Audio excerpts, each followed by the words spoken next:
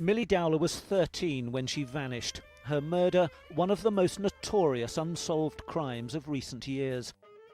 Nightclub bouncer Levi Bellfield was questioned early on in the investigation, and again 2 years ago. Prosecution lawyers spent 7 months studying police files before deciding to charge him. That girl was one of 3 victims of the bus stop killer. Please watch the rest of the video to find out more. Today's video will be about the notorious bus stop killer, Levi Bellfield, now known in prison as Yusuf Rahim.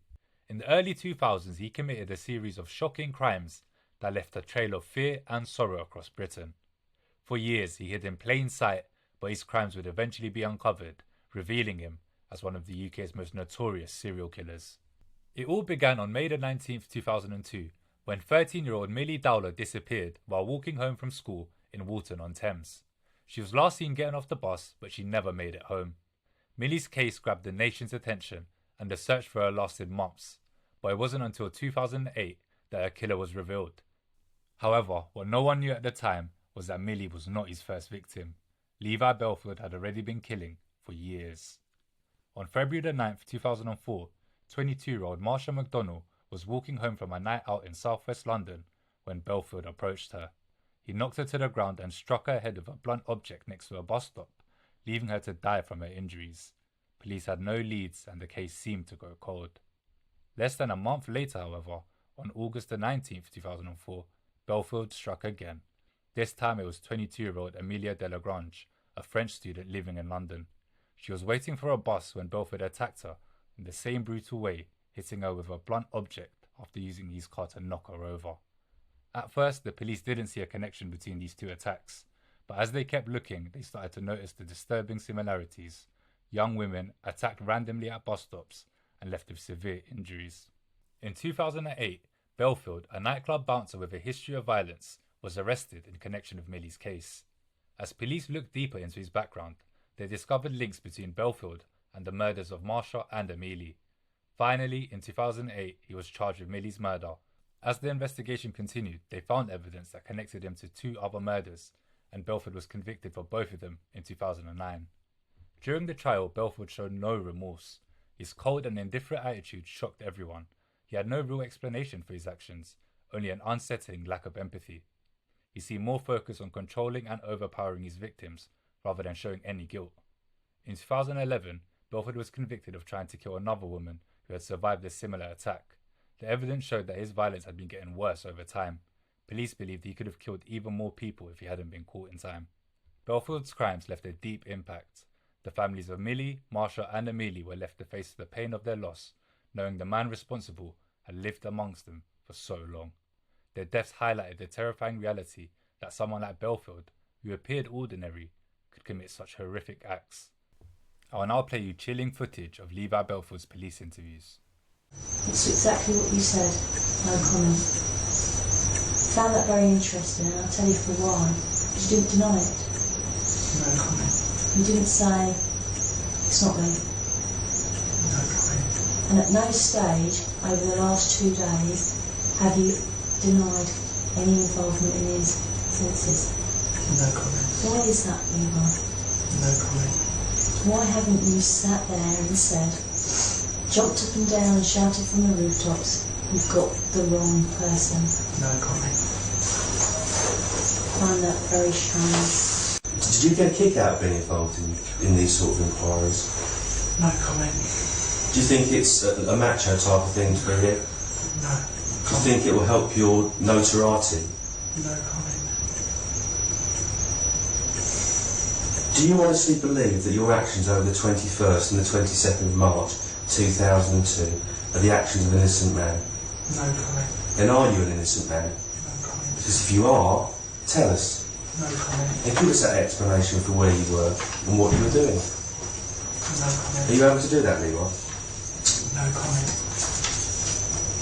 Sarah's told you what she believes you did that particular day, and I wholly support what she says. I believe you took her off the street that day. I believe your motivation was sexual, and I believe you took her back to Collingwood Place, and I believe you killed her there. That's the truth, isn't it? No comment, sir. That's what happened. No comment. And then you've used the day and next year to move her body. Is that the truth? No So that's what's happened, isn't it? No comment. And then sometime over the following few days, you've driven down to Hampshire, an area that you know, and you've dumped her body. No comment, sir. That's the truth, isn't it? No comment, sir. Right, I, Yusuf Rahim, formerly Levi Bellfield, publicly respond to the allegations made today, Wednesday the 29th of November 2017.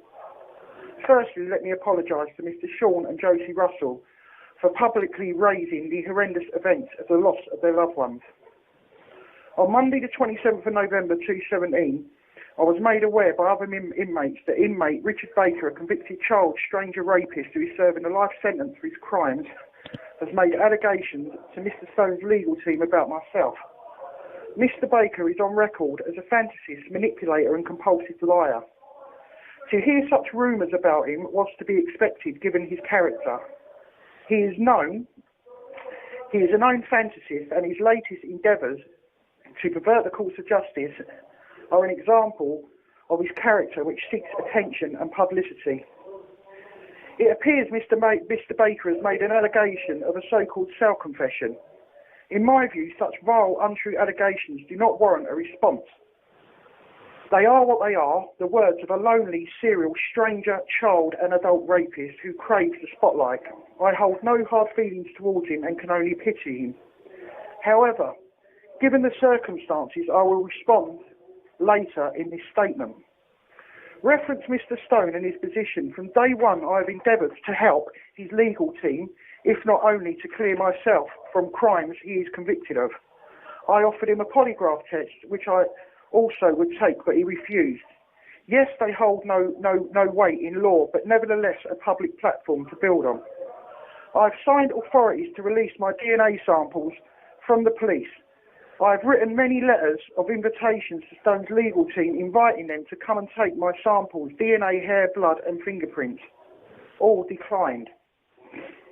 This being factual evidence. Copies of my letters to and from them have been released publicly, and in September to the editor of Converse prison paper, Mark Leach, who ran my story on the front page. What was most alarming, and in my view, very misleading, was the BBC programme The Chillingdon Murders, screened on the 6th of June, where it stated I refused to give my DNA samples. This could not be further from the truth. I've been offering my samples since 2015. I've done all I can, as previously said. I again invite any media agency to take my samples or even attend HMP Franklin and witness me personally taking a polygraph test. In the circumstances, this is all I can do. On Wednesday the 28th of November 2017, my solicitor Judy Cooper informed me an email from the BBC had been sent to her asking for a response to a so-called cell confession. The contents of the email related to various allegations within the alleged cell confession. They were Red Ford, burnt out, 1996, war gloves, holiday to Turkey, a methodology of the crime and a list of 91 alleged offences. 1. The Ford Sierra GLSI hatchback in 1996, registration number E959ARH, was the only red Sierra I owned in 96. This was purchased from my stepfather. I used the vehicle and sold it on. It was never reported stolen or burnt out. This is fact. DVLA historical records can confirm this, and also a check of the police national computer confirmed it's never been reported or burnt out or reported stolen. 2. Wore gloves. A weak conspiracy. Most criminals wear gloves. Furthermore, this flies in the face of Stone's defence team, who claimed on their BBC programme, The Chillingdon Murders, the 6th of June 2017, that they had a partial print of who they said came from the culprit of the crime. 3. Methodology of the crime. This was publicly aired on TV on the 6th of June 2017. Mr Baker took notes about this programme and was witnessed, and there are witnesses that can confirm this. He was obsessed with the crime. 4. A list of 91 crimes, from sexual assault to serious offending. No list exists. I'm not convicted of any sexual offences. This is fact. Holiday to Turkey. I cannot see how this has any significance to the Chillingdon murder case. In any event, I flew out in the summer of 1996 and found it was too hot and returned the following day. And finally, Mr. Baker. Mr. Baker is a category a category A high-risk sex offender who is a proven liar and a manipulator. Baker spent years in prison and hospital and had thousands of hours of therapy at Broadmoor Hospital. He fooled psychologists and therapists into believing he was cured. As such, he was sent to a medium secure unit 2 years ago. Upon giving this trust, he manipulated a staff member to smuggle in an electronic tablet into the hospital for him. When caught, the police found vile child porn, which included the rape of a 4-year-old girl. So much for him being cured. This highlights his powers of manipulation to lie and fool psychologists at Broadmoor, a top hospital. Baker was convicted and sent back to prison. The trial judge called him a fantasist. His prison records also reveal him as a compulsive liar and a fantasist.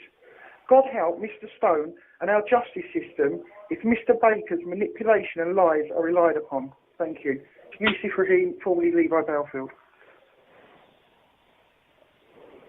I'd like to offer the victims' families my condolences, and I'd like to say RIP Millie, RIP Marsha, and RIP Amelie.